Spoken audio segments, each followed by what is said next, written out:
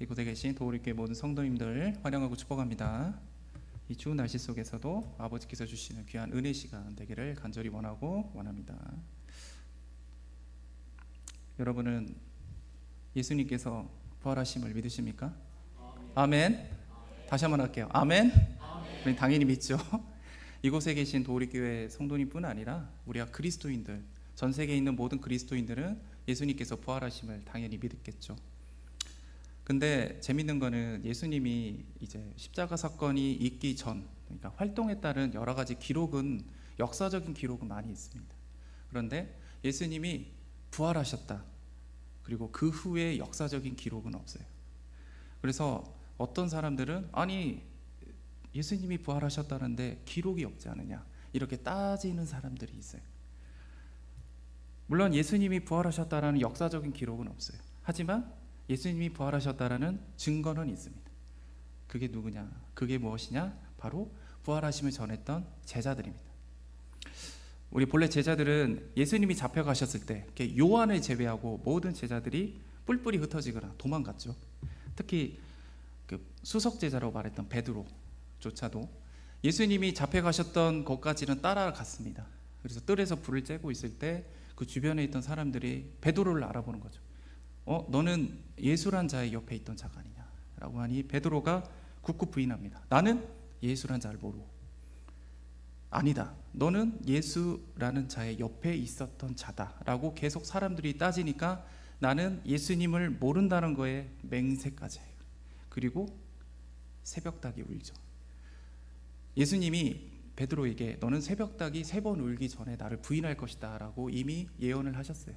하지만 베드로는 절탄코 그렇게 하지 않을 겁니다 라고 말을 했죠. 근데 그 이야기가 베드로가 생각이 난 거죠. 그래서 베드로는 그 죄책감과 슬픔에 그곳을 떠나게 됩니다. 제자들은 예수님과 공생 기간 동안 함께 먹고 마시고 동고동락하면서 예수님의 가르침을 직접 받았죠.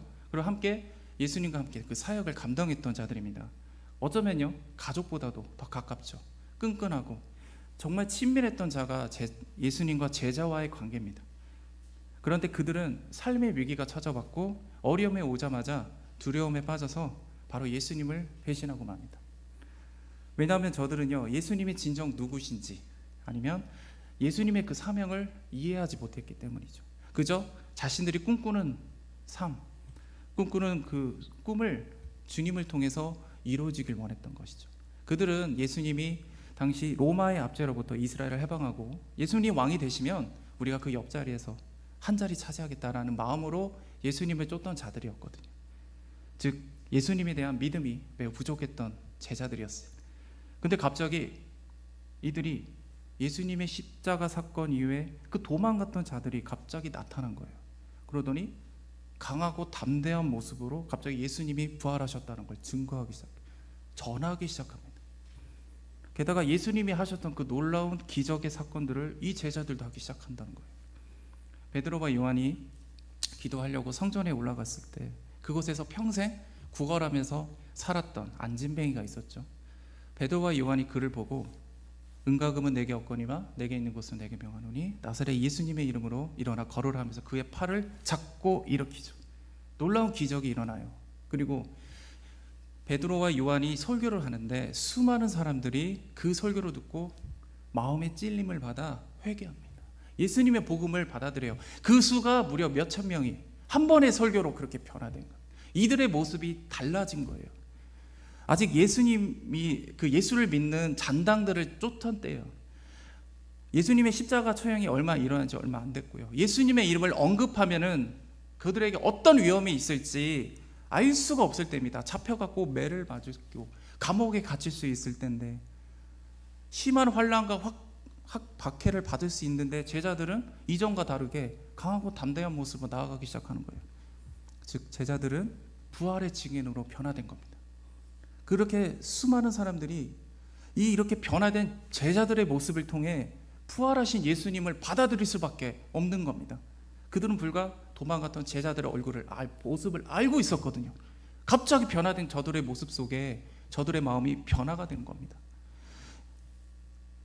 이것은 변화된 제자들은요 예수님께서 부활하셨다는 증거가 되는 겁니다. 이렇게 그렇다면요, 우리 고난과 역경 속에 속절없이 무너졌던 이 제자들이 갑자기 담대하게 변화된 이유가 무엇이겠습니까? 그것은 주님을 향하는 그 믿음 때문입니다. 그 믿음이 제자들에게 온전히 심겨졌기 때문입니다. 우리가 예수님께서 하나님의 아들이시고 하늘의 가장 높은 곳에서 가장 낮은 이곳에 오셔서 우리의 모든 죄를 짊어지시고 십자가에 죽으심에 죄가 없으셨기 때문에 사흘만 다시 부활하신 것을 믿는 건 오직 하나님의 은혜입니다. 결코 우리의 결단도 의도 아니라는 거예요. 이것은 성령께서 우리에게 그 십자가의 구원과 부활을 믿어지게 만드신 그 놀라운 기적입니다. 이 선물을 주신 믿음이 우리에게 심겨졌기 때문에 우리가 예수님을 구주로 믿고 삼고 이 땅 가운데 주님의 순결한 신부로서 준비되어지고 사명자로서 나아갈 수 있는 겁니다.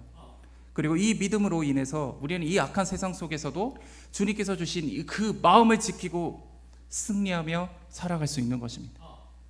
십자가 사건 전의 제자들은요, 그토록 예수님과 동고동락하고 함께 있지만 그들에게는 여전히 주님을 향한 그 믿음이 부족하거나 없었습니다. 하물며 부활하신 예수님을 만났어요. 그들은 못자국 난 주님의 손의 상처도 만져봤고요, 옆구리에 창자국도 만져봤어요. 하지만 그들은 예수님을 향한 여전히 믿음이 심겨지지 못했어요. 도리어 그들은 과거 물고기 잡던 어부의 시절로 다시 돌아갑니다. 주님은 분명 그들을 사람은 나는 어부로 부르셨거든요.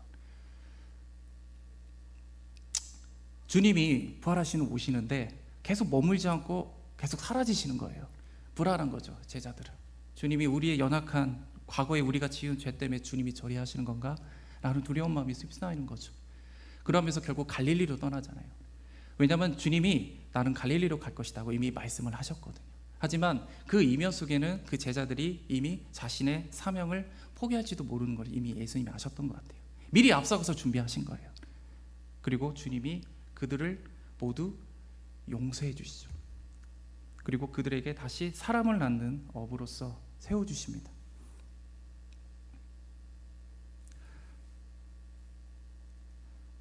하지만 예수님은 그 연약함을 이해하시고 용서하실 뿐 아니라 모두의 마음을 소망을 새롭게 이루어주시는 은혜를 베푸십니다. 이게 승천하신 후 그리고 마가의 다락방의 대사건이 있죠. 그때 성령님의 놀라운 임재의 역사가 일어나죠. 그래서 진정으로 그 믿음이 온전히 세워지게 됩니다. 이때 그 믿음을 소유케 되어서 예수님을 증거하게 됩니다. 여기 계신 모든 분들 그 믿음이 심겨지시면 나는 예수님을 증거하고 싶어지는 거예요. 예수님을 드러내고 싶어져요. 그리고 내 안에 있는 예전에 연약했던 그 죄의 모습이 너무 싫어져요. 그래서 죄를 짓고 싶지 않아지는 겁니다. 그래서 세상이 휘둘려 살았던 제자들이 이제는 세상을 이기고 승리하는, 감히 세상이 감당치 못한 자로 변화가 된 겁니다. 우리가 세상이 감당치 못한 그 믿음을 소유한 자는 이 땅에서 그 어떤 고난과 아픔이 찾아올지라도 주님을 결단코 배신하지 않습니다. 그 은혜로 감사하고 흔들리지 않고 그 사랑을 전하고 하나님께서 그 약속과 언약을 이루어주실 것을 믿고 그 믿음으로 인내하게 됩니다. 그러한 자들이 바로 세상이 감히 감당하지 못하는 자들입니다.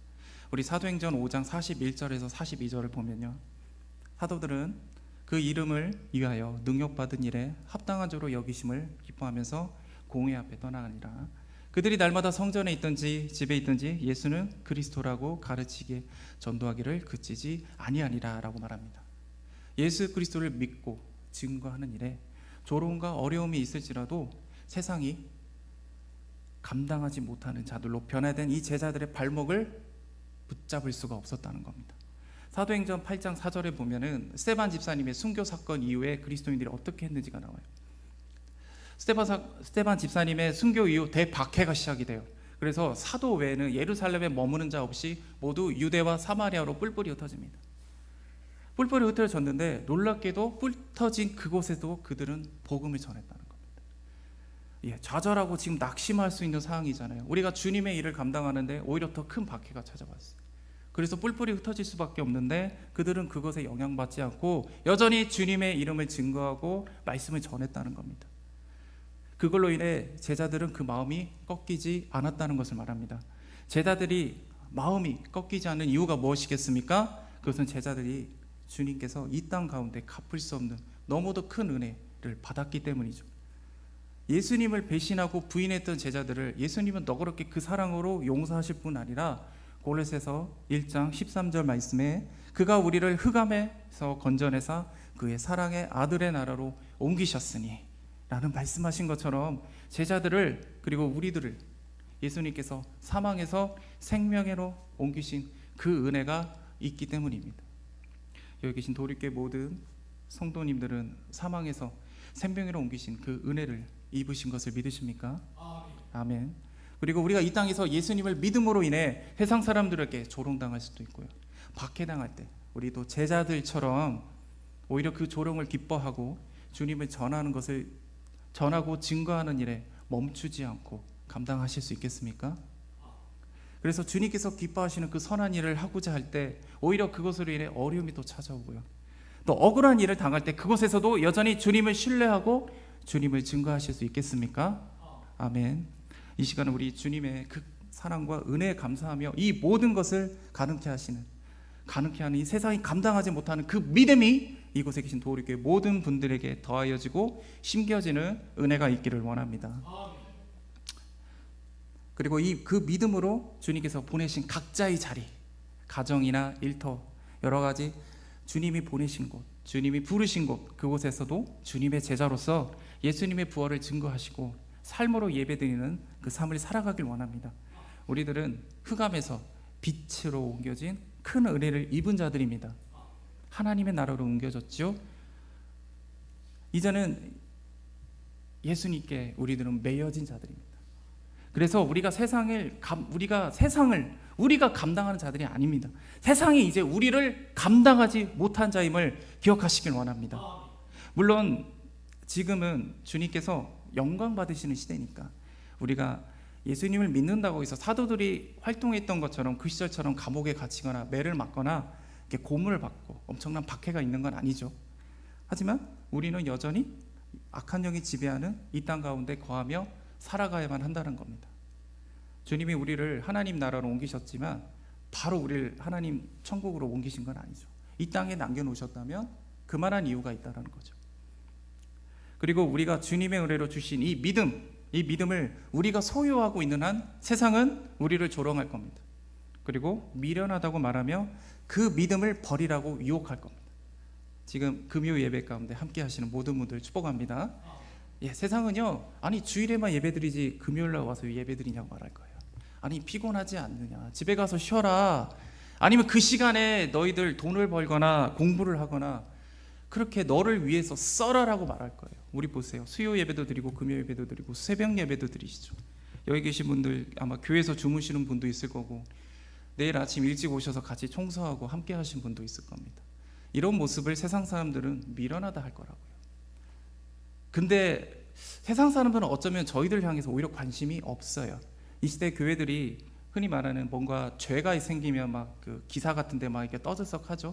그럴 때만 저에게 관심을 갖지 평소에는 저에게 아무 관심이 없어요. 다만 오히려 저에게 가까운 사람들, 우리 가까운 사람들이 저희들의 마음을 아프게 하는 소리를 막 하시죠. 너 지금 뭐 하고 사냐? 너 왜 이렇게 사니? 그런 얘기 한 번이라도 들으신 분들 많을 겁니다. 우리가 오히려 이런 분들에게 우리가 더 고통을 당하죠. 그리고 우리가 또 주님의 은혜를 잊게 만들기 위해서 세상은 우리의 두 눈을 가리고요, 혼란과 고통으로 몰아넣어서 이제 세상도 섬기고 주님도 섬겨라, 이런 타협하는 신앙으로 우리를 유도할 겁니다. 악한 사단의 세력들은 굉장히 집요하죠. 모든 수단과 방법을 동원하지 않고요, 우리의 마음을 빼앗으려 할 거라고요. 우리의 길을 뺏으려고 할 겁니다. 그렇기 때문에 우리가 세상에 승리하기 위해서는 우리들은 우리의 마음과 뜻을 다해서 주님을 목숨처럼 사랑해야 됩니다. 목숨 걸고 사랑해야 됩니다. 그 중심을 주님께 돌리고 주님께서 은혜로 주신 이 믿음을 세상이나 악한 영들이 감히 감당하지 못하도록 더욱 담대하게 강하고 크게 키워서 이 믿음을 담을 합당한 그릇으로 우리가 준비되어져야 한다는 겁니다. 우리들은 주님의 은혜로 그 믿음을 받았죠. 근데 여전히 부족하다고요. 이 작은 믿음으로는 우리가 세상을 감당할 수가 없어요. 물론 제자들처럼 성령 강림의 그 놀라운 사건 속에서 갑자기 믿음이 쑥 자라면 좋겠죠. 하지만 그거는 특별한 경우고요. 주님이 당장 제자들을 통해서 일하셔야 되니까 특별한 경우고, 보통은 주님은 오랜 시간을 지켜보면서 믿음이 성장할 수 있도록 도우세요. 아브라함을 보면 알 수 있잖아요. 아브라함이 처음 언약을 받고 아브라함 그 이삭이 생겨나기 무려 25년이나 시간이 걸렸어요. 주님은요 그렇게 오랫동안 지켜보면서 우리의 믿음이 성장할 수 있도록 기다리시고 우리 믿음을 연단하기 위해서 많은 어려움과 고난을 우리에게 주실 수밖에 없다는 겁니다. 이 고난과 연단을 통해 주님이 누구신지 우리는 온전히 깨닫게 될 것이고 아버지께 순종하는 자로 세워지게 된다는 겁니다. 그래서 재정의 문제가 있을 수 있고 건강의 문제, 영적인 문제가 있을 수 있습니다. 그리고 여전히 우리 안에 해결되지 못한 그 죄의 그 연약한 죄악들의 문제도 드러나게 될 겁니다. 특히 내 사랑하는 자들, 내 가족들, 그들에게 있는 그 고통과 아픔도 우리가 마주해야 할 때가 있습니다. 어쩌면요 우리가 내가 당하는 고통과 아픔은 그래도 하나님께 붙잡고 어떻게든 싸우겠다고요. 근데 내 가족이 아프면, 내 가족이 힘들면 이것만큼 너무도 큰 고통과 아픔으로 오는 연단이 없을 겁니다. 로마에 대화재가 있었어요. 로마에 대화재가 있었는데 그 화재에 대한 책임을 그리스도인에게 물어요. 물론 그리스도인이 불을 낸 게 아니죠. 하지만 그들은 화풀이 대상이 필요했던 거예요. 그래서 로마 군인들이 그리스도인을 붙잡습니다. 그리고 그들의 아지트, 정보를 대라고 그들에게 모진 고문을 당하죠. 고문을 하죠. 하지만 그들은 그 고문으로도 그 고통으로도 그들의 마음과 뜻을 꺾지를 못했다는 거예요. 회유를 합니다. 회유로도 그들의 마음을 꺾지를 못해요. 그러니까 로마 군인들이 다른 방법을 사용합니다. 그것은 가족을 이용하는 방법이었어요. 이제는 가족을 불러서 같이 만나게 해주고 식사도 하게 해줘요. 그러면 그 사람은 마음이 조금 놓이잖아요. 그동안 계속 고문과 아픔이 있지만 어떻게든 버텨보려고 믿음으로 버티는데 가족하고 같이 식사를 하면 마음이 놓이잖아요. 그러면 이제 아이들을 집으로 보내죠. 당시 날씨가 매우 추웠어요. 날씨가 매우 춥기 때문에 아이들은 토끼 털로 된 옷을 입었거나 아니면 양의 털을 된 옷을 입고 있었는데 그 뒤로 굶주린 개들을 보내는 거예요. 그럼 개들은 그 아이들이 토끼라고 생각하거나 양이라고 생각해서 공격을 합니다. 그렇게 아이들은 다치거나 고통을 당하죠. 그 모습을 보는데 부모님은 어떤 마음이 들겠어요? 찢어지죠. 내가 힘들면 내가 버티겠는데 아이들은 그럴 수가 없잖아요. 그래서 남은 가족이라도 안전을 지키기 위해서 어쩔 수 없이 정보를 내놓을 수밖에 없는 그런 상황이 있었다는 겁니다. 차라리 내가 힘들면, 내가 고통 가운데 있으면 어떻게든 버티겠는데 내 사랑하는 자들이 힘들고 고통스러운 거 우리가 어떻게 감당하겠습니까?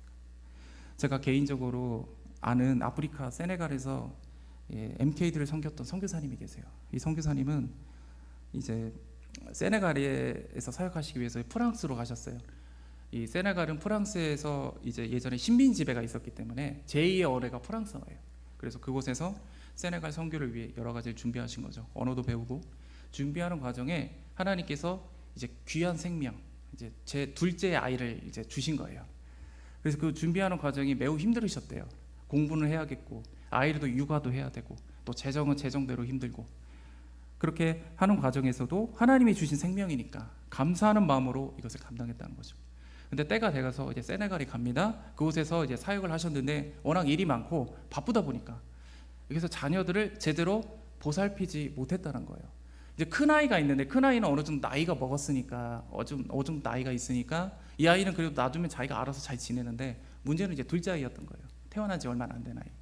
이 아이가 그래서 아이에게 이제 좀 애들이 좋아하는 그 애니메이션 있잖아요. 그 만화 그거를 딱 틀어준 거예요. 그러니까 애들이 거기에 집중해서 이렇게 보니까 집중하고 재미있게 보니까 괜찮으신 줄 알고 딱 맡기고 일을 하신 거예요. 개인적으로. 근데 어느 순간 보니 아이가 좀 뭔가 이상하다라는 느낌을 좀 받으신 거죠. 봤더니 아이가 말이 좀 습득이 느린 거예요. 그리고 뭔가 집중을 잘 못해요. 그리고 발달이 늦은 것 같은 모습이 보이는 겁니다. 그래서 병원에 가서 진단을 해본 결과 아이가 자폐 증상이 있다는 게 드러납니다. 근데 그 원인이 뭐냐? 이 아이가 너무 어려서 자기 피부색이 다른 사람들의 모습과 문화와 언어가 다른 것에 정신적으로 충격을 먹은 거예요. 그런데다가 이 아이가 제대로 발달하고 함께할 수 있도록 엄마 아빠가 옆에서 해줘야 되는데 일이 바쁘다 보니까 애니메이션 하나 딱 틀어주고 본인의 일을 하신 거예요. 그러니 이 아이가 자폐가 생겨버린 것이죠. 이때 선교사님이 이때의 상황에 대해서 이제 하셨던 말씀이, 내가 힘들면, 내가 아프면 내가 하나님께 매달리고 버틸 수 있겠다. 그런데 내 아이가, 내 가족이 힘든 건 정말 견딜 수가 없었다고 하더라고요. 선교사님이 이제 훈련을 하실 때, 우리나라 선교사님들은 기도할 때 우리 소리 막 부르짖는 기도를 하시잖아요. 외국 사람들은 부르짖는 기도를 안 하거든요. 묵상하거든요. 그러면 어떻게 하냐? 운동장으로 간대요. 운동장 돌면서 계속 아버지께 울면서 기도한대요. 근데 이제는 한다고 될 문제가 아니잖아요. 아이가 아픈데. 그래서 결국은 하시는 일 다 내려놓고 안식년 가지면서 한국으로 돌아오신 거예요. 그리고 이제 아이들에 대한 본격적인 치료가 된 겁니다. 치유를 이제 하는 건데 그냥 별거 없어요. 아이가 같이 놀아주고, 그때 수영을 같이 했다고 하더라고요. 수영 같이 하고 애들 정서적으로 안정할 수 있도록 옆에서 지켜주고 계속 그렇게 아이들과 함께 한 겁니다. 그러다가 제가 당시 다니고 있던 교회 담임 목사님이 선교사님을 부른 거예요. 이제 안면이 있으셔서 부르신 다음에 청소년부 청년부를 좀 맡아달라고 부탁을 하셔서, 그래서 제가 이제 그때 당시 제가 교회 청년부 회장이었거든요. 그때 이제 함께 한 건데, 그분과 함께 하면요 쾌활하세요. 그리고 유머도 되게 잘하시고요, 설교도 되게 재미있게 하시고, 그러니까 옆에서 그 사연을 모르고 들어보면 이분이 진짜 이런 일이 있나 할 정도로 이분이 굉장히 열심히 하셨는데, 선교사님은 제가 보니까 이 일을 통해 하나님을 원망하고 좌절하는 게 아니라 자신의 믿음을 성장하는 하나의 계기로 삼으신 것 같더라고요. 그래서 하나님의 사명을 감당하고 우리가 사역을 하던 중에 이해할 수 없는 고난과 아픔이 찾아왔고, 좌절하고 낙심될 수 있는 상황 속에서도 뿔뿔이 흩어졌지만 그곳에서도 복음을 전했던 제자들처럼 아이에 대한 것은 그냥 하나님께 맡긴 겁니다. 그리고 맡겨진 일 열심히 사역하시면서 감당하신 겁니다. 그래서 전주 예수 전도단 전주 모임이 있었는데 거기 가서도 설교도 하시고, 그리고 선교 단체에서도 여러 가지 일을 감당하시면서 하시더라고요. 각자 삶 속에서 하나님의 뜻에 따라 살려고 노력하고 우리가 사명을 감당하려고 하는데 이해할 수 없는 그 고난과 아픔의 상황이 올 수도 있다는 겁니다. 하지만 이 고난을, 이 아픔을 연단의 시간으로 삼으시길 원합니다. 주님께서 주신 이 믿음을 더 강하게 성장하는 은혜가 있기를 원합니다. 주님은 이 믿음을 통해서 이 모든 것을 이기고 승리케 하시고 해결하여 주심을 믿으시길 원합니다. 그리고 우리 개인의 연단뿐이겠습니까? 사랑하는 자, 내 가족의 고난과 연단 또한 주님께서 잘 이겨나게 하실 줄 믿습니다. 우리가 주님께서 주신 그 약속을 믿고 인내하며 나아갈 때, 히브리서 11장 1절 말씀, 믿음은 바라는 것들의 실상이며 보이지 않는 것들의 증거니 라고 하신 것처럼 우리를 통해서 주님께서 살아계시고 세상에 이기는 믿음이 무엇인지 깨닫게 하는 은혜가 있을 줄 믿습니다. 우리는 세상에서 보여지는 것들, 돌이 떡이 되는 그런 기적들, 그리고 내 삶의 악락한 것, 눈에 보여지는 삶을 목적으로 사는 자들이 아니라는 겁니다. 우리는 보이지 않는 하나님의 약속, 하나님의 사랑, 우린 그것으로 살아가는 자들입니다. 그것을 믿고 우리들은 하나님의 하나의 증거가 될 겁니다. 이 고난과 연단을 통해 세상에 감당하지 못하는 믿음으로 온전히 변화되어져서 세상이 감히 우리를 어찌하지 못할 것이고 주님께서 기쁘게 사용하시는 믿음이 되어질 줄을 믿습니다. 마지막 말씀 전하겠습니다. AD 64년 7월 18일 날에 저녁에 로마에 대화재가 발생합니다. 이 화재는 열흘 동안 진행이 됐고요. 그로 인해서 로마의 60-70%가 전소되고 불태워졌습니다. 그로 인해서 많은 로마 시민들이 재산을 잃었고, 그리고 생명을 잃고 많이 다치는 상황이 됐습니다. 당시 황제가 그 유명한 폭군 네로 황제입니다. 네로 황제인데, 평소에 네로 황제가 로마 시내를 보면서 여기를 싸그리 다 태워버리고 여기 새롭게 로마를 재건해야 된다, 이런 말을 많이 했었거든요. 그거로 인해서인지 당시 시민들이 로마 황제가 불을 저질렀다고 생각하셨대요. 그래서 불을 지를 때 네로 황제가 그걸 보면서 악기를 연주하고 뭐 시를 읊었다, 이라는 유언비어까지 막 나오는 상황인 거죠. 그만큼 로마 시민들의 불만이 어마어마했던 거죠. 그러니까 이 황실에 대한 로마 시민의 불만이 커지니까 네로 황제가 저들의 불만을 다른 곳으로 돌리고자 합니다. 그것이 누구냐? 그리스도인들이 대화재를 일으켰다고 거짓말을 합니다.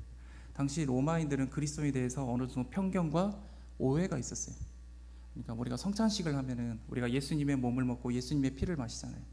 그걸 보고 얘네들은 사람을 사람의 목을 먹고 사람의 피를 마시나 이런 오해를 했다는 거예요. 게다가 당시 어린아이들 특히 고아들 가난한 아이들을 이제 많이 구제하고 도왔는데 그 모습을 보고 이 사람들은 이 아이들을 통해서 그 공양을 하려고 한 것이 아니라는 이런 유언비어가 많이 퍼져 있을 때입니다.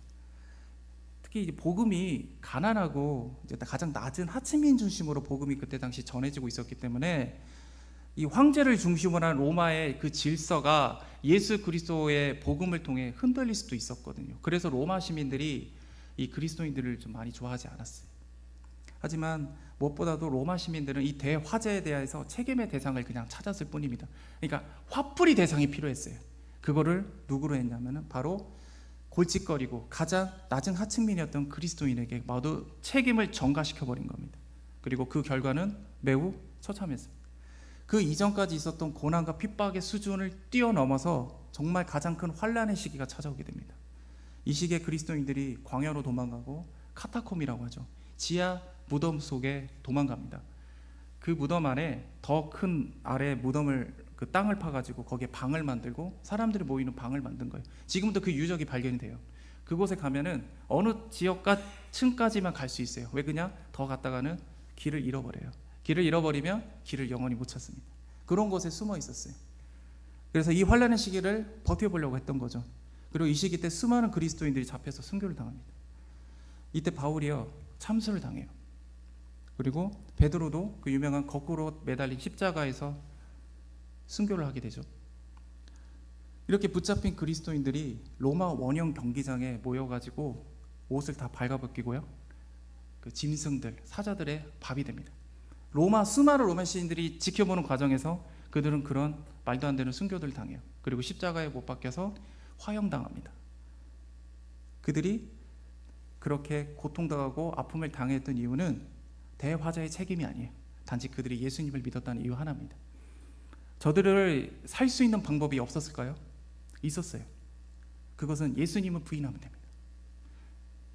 당시 이 사람이 그리스도인지 아닌지 알 수 있는 방법은 당신은 하나님을 믿습니까? 예수님을 믿습니까?를 물어보면 된대요. 우리도 하나님을 믿잖아요. 그리스도인도 당연히 믿으니까. 그래서 당신은 예수님을 믿습니까? 라고 물을 때 예수님을 부정하지 않거나 버벅거리면 순간 그리스도인으로 딱 잡혀가는 거죠. 당시 로마에서는 유대인들이 나름대로 대우를 받고 있었어요. 그렇기 때문에 다시 유대계로 개종이 되면 그들은 예수님을 부정하면 저들은 목숨을 건질 수 있었습니다. 근데 안타깝게도 이때 많은 사람들이 배교했고 다시 유대계로 돌아갔습니다. 이 히브리서가 본래 그겁니다. 배교하고 다시 유대계로 돌아간 이 유대인들을 향해서 쓴 글이에요. 이 저자는 알 수 없지만, 자, 예수님이 이 땅에 그 어느 것보다 귀하다. 예수님이 가장 좋다. 너희들이 환난과 고통 가운데 있지만 보아라, 믿음의 선진들을 봐라. 아브라함을 봐라. 기드온을 봐라. 수많은 사람들 얘기를 하는 거예요. 이들을 가진 믿음이 뭐냐? 세상이 감당하지 못한 믿음이 아니야. 다시 돌아와라. 예수님께로 돌아와라. 원래 그 목적으로 쓰인 책이 히브리서입니다.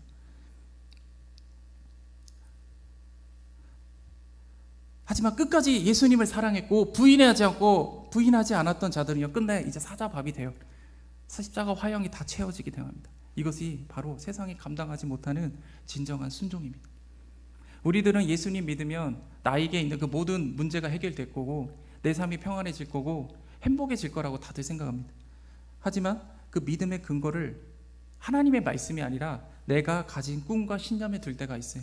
그리고 주님의 사명을 감당하는 것조차 십자가에서 기초한 게 아니라 나에게 기초하기도 합니다.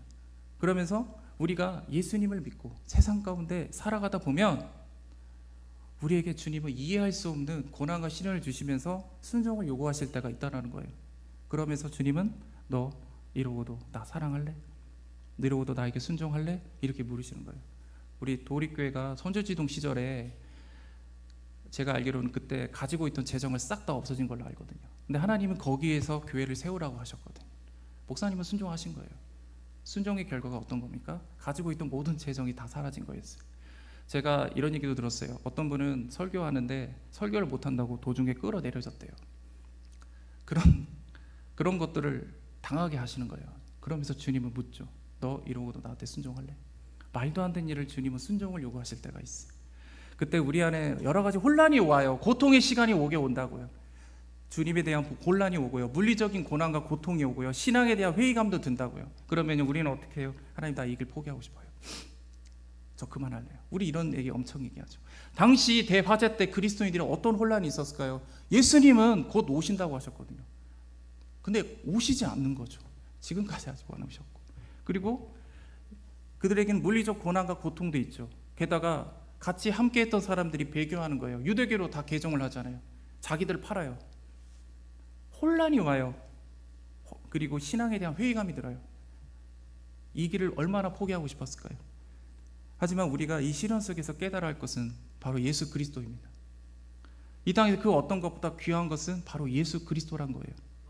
하늘의 모든 권세, 영광 포기하고 가장 낮은 곳에, 이곳에 오셔서 그 대속의 십자가를 지셨고 그 사랑의 크신 은혜로 우리를 베푸셨다고요. 그래서 예수님은 세상에서 승리하셨습니다. 그래서 세상이 감당하지 못한 존재가 됩니다. 우리가 당했던 그 모든 고난뿐이겠습니까? 이 시대에 당했던 모든 고난을 이미 주님은 감당하셨고요, 승리하셨다고요. 그래서 요한 1서 5장 5절에 보면 예수께서 하나님의 아들이심을 믿는 자가 아니면 세상을 이기는 자가 누구냐라고 말씀하신 거예요. 예수님 때문에 우리가 이 땅에서 세상에 이기고 승리하고 감당할 수 없는 자가 된다는 거예요. 예수님이 세상을 이겼기 때문에, 예수님이 세상을 감당하지 못하는 존재가 됐기 때문에 우리가 그분을 믿는다면 우리는 그러한 믿음의 존재가 될 수 있다는 겁니다. 예수님 사랑하십니까? 예수님 믿으십니까? 우리가 세상을 이기고 승리하고 세상이 감당할 수 없는 자로서 세워질 수 있는 건 바로 예수 그리스도를 믿고 사랑하기 때문이에요. 목숨 걸고 사랑하십시오. 그래야 우리가 이 땅에 있는 모든 유혹과 어려움을 다 이겨낼 수 있습니다. 주님의 은혜를 입은 우리가 어떤 핍박과 고난이 찾아와도 버틸 수 있는 건 주님이 우리를 사랑하시기 때문이고 우리가 주님을 사랑하기 때문입니다. 그래서 이 땅에서 주님의 영광을 위해 일할 수 있는 이유 또한 단순히 당신 우리 사명이니까, 우리 소명이니까 그래서 할 수 있는 게 아니에요. 우리가 주님을 사랑하기 때문에 그 사명을 감당하고 소명을 감당하고 나가는 겁니다. 우리는 단순히 세상을 우리 발 앞에 정복하자, 굴복시켜야 된다 이렇게 생각을 하죠. 아닙니다. 우리는요, 예수님의 사랑으로 이 땅을 정복하는 자죠. 세상의 유혹과 핍박을 이기는 자들입니다. 그리고 이것은 주님이 살아계신다는 증거가 됩니다. 이 모든 것을 여기 계신 도우리교회 모든 성도님들이 감당하게 되실 줄 믿습니다. 이 시간 어떤 고난과 핍박 속에서도 이 땅에서 가장 귀한 예수 그리스도를 바라보시고 사랑하시고 믿으시길 원합니다. 그 은혜 감사하시고요, 세상에 감당하시는 은혜가 있길 원합니다.